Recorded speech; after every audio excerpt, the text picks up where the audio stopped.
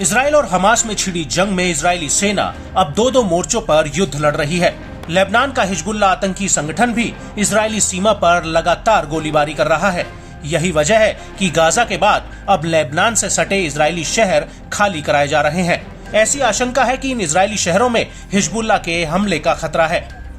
इस बीच Israeli defence force ने बताया कि नए सिरे से झड़पों के बीच लेबनान के साथ सीमा पर एक एंटी टैंक मिसाइल हमले में एक इजरायली रिजर्व सैनिक की मौत हो गई है।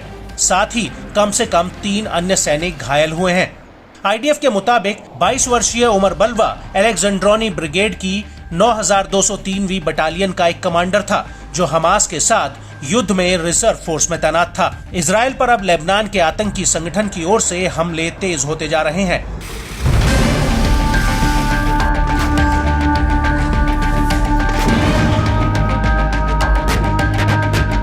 लेबनान बॉर्डर पर दोनों ओर इजरायली सेना और हिजबुल्ला की एक्टिविटी बढ़ी है।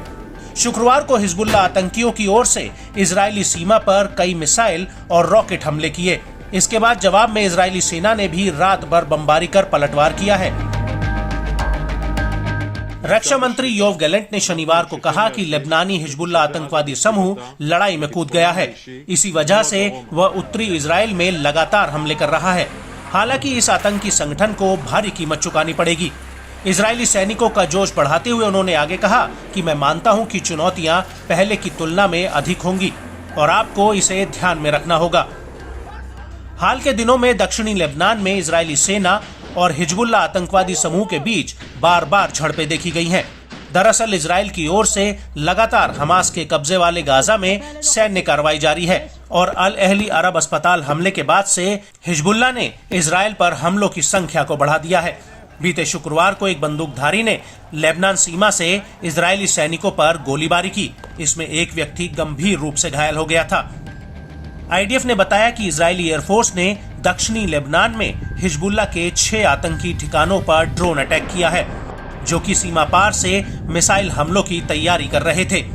इजराइल और फिलिस्तीन की इस जंग में हिजबुल्ला की एंट्री ने मिडिल ईस्ट में बड़ा संकट खड़ा कर दिया है। इजराइल की मुश्किलें भी कई गुना बढ़ा दी हैं।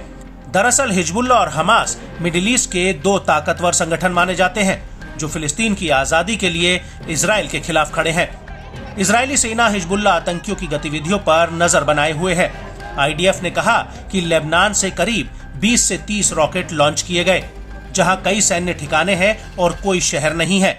इसके अलावा कई आईडीएफ चौकियों पर एंटी टैंक मिसाइलें भी दागी गई।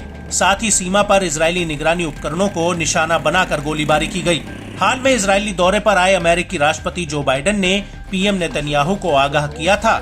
बाइडेन ने इजराइल को हिजबुल्ला की गोलीबारी पर अपनी सैन्य प्रतिक्रिया में सावधान रहने की चेतावनी दी थी। अमेरिका का मानना है कि लेबनान में इजरायली फौज की ओर से हुई एक बड़ी गलती बड़े युद्ध को जन्म दे सकती है। ऐसे में मौजूदा हालात इस बात की ओर इशारा कर रहे हैं कि आने वाले दिनों में ये युद्ध विकराल रूप ले सकता है।